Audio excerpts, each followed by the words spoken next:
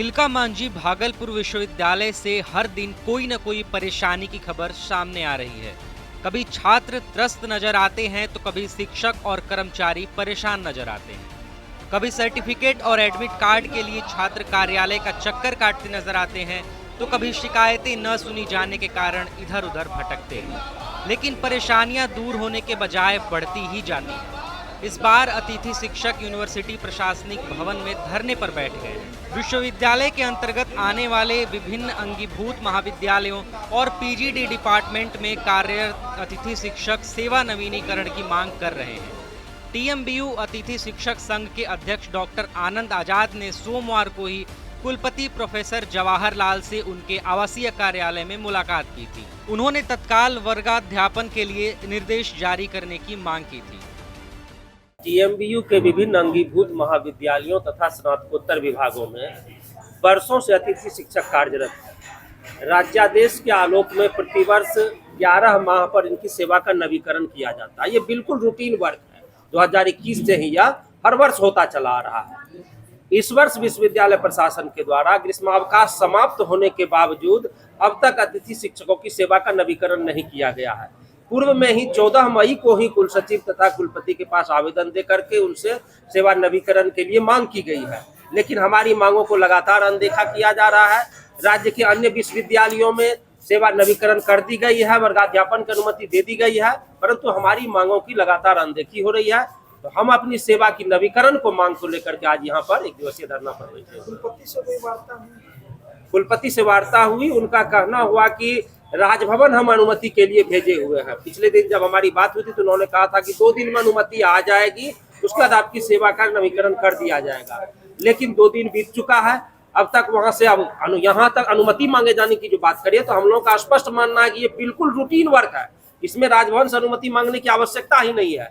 लेकिन यदि आप वहां से अनुमति मांगते भी हैं तो ये आपकी जिम्मेवारी है कि कैसे जल्दी से जल्दी हम अनुमति मंगवाएं ताकि छात्रों की पढ़ाई बाधित हो, शिक्षकों को बाधित नहीं हो, शिक्षकों को नुकसान नहीं हो।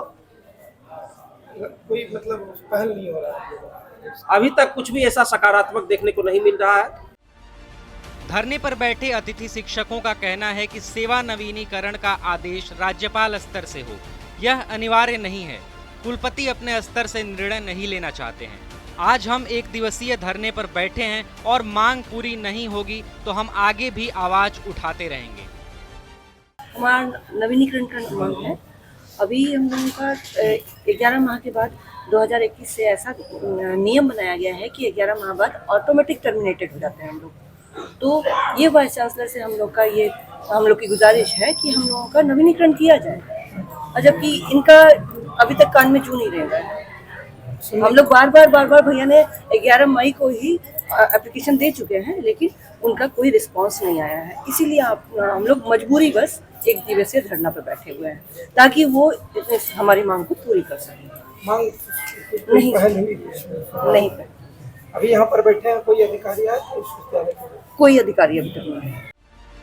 शिक्षक अजीत सोनू ने कहा कि कुलपति अपने कार्यालय पर नहीं बैठते हैं और वह हमेशा अपने आवास पर ही रहते हैं।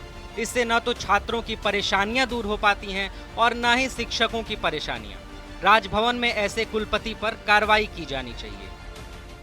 विद्यालय में हर मामले में शिथिलता बरती जाती है, आदेश का पालन नहीं किया जाता है, आदेश का। देखिए, सबसे पहली बात है कि पिछले 1 साल से कुलपति यहाँ कार्यालय में बैठते नहीं, जबकि राजभवन पिछले दिनों कुलपति की बैठक में कहा है कि विश्वविद्यालय के कार्यालय में बैठ के छात्रों का, शिक्षकों का, पेंशनरों का जो समस्या है उसका विलंब निराकरण करे।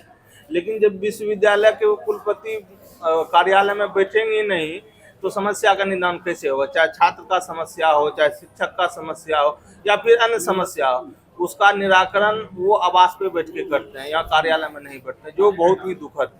समस्या दूर नहीं हो पाती है। इस पर राजभवन को अविलंब संज्ञान लेना चाहिए और बिहार के जो भी विश्वविद्यालय के कुलपति कार्यालय में नहीं बैठते हैं उस पर कार्रवाई करनी चाहिए। कुलपति ने राजभवन द्वारा सभी प्रकार के नीतिगत निर्णयों पर रोक लगाए जाने की बात कहते हुए किसी प्रकार के निर्देश न जारी होने पर अपनी असमर्थता जताई थी। धरने पर बैठे अतिथि शिक्षकों से कुलसचिव रामाशीष पूर्वे ने मुलाकात कर समस्याओं को निदान करने का आश्वासन दिया है। कुलसचिव ने कहा कि कुलपति का पावर सीज हुआ है तो वह आदेश नहीं दे सकते हैं। हालांकि जल्द इनकी समस्याओं को दूर करने की कोशिश की जा रही है। आप जान रहे हैं कुलपति महोदय का पावर सीज है। राजभवन के बिना अनुमति का कोई काम नहीं कर सकता। तो हम लोग परमिशन के लिए करीब 15 रोज पहले ही बढ़ाए थे कि गेस्ट फैकल्टी का एक्सटेंशन करना है। जो असिस्टेंट प्रोफेसर आ रहे हैं इनका जो है पोस्टिंग करना है हमको, और प्रिंसिपल का जो अभी हुआ है उसका भी हमको पोस्टिंग करना है। लेकिन राजभवन से साफ अभी तक कोई जवाब नहीं आया। परसों हम गए थे इसी काम के लिए, तो परसों मालूम हुआ कि फाइल तो भरी हुई है लेकिन महामहिम अभी नहीं है, 1 सप्ताह समय लगेगा, है ना।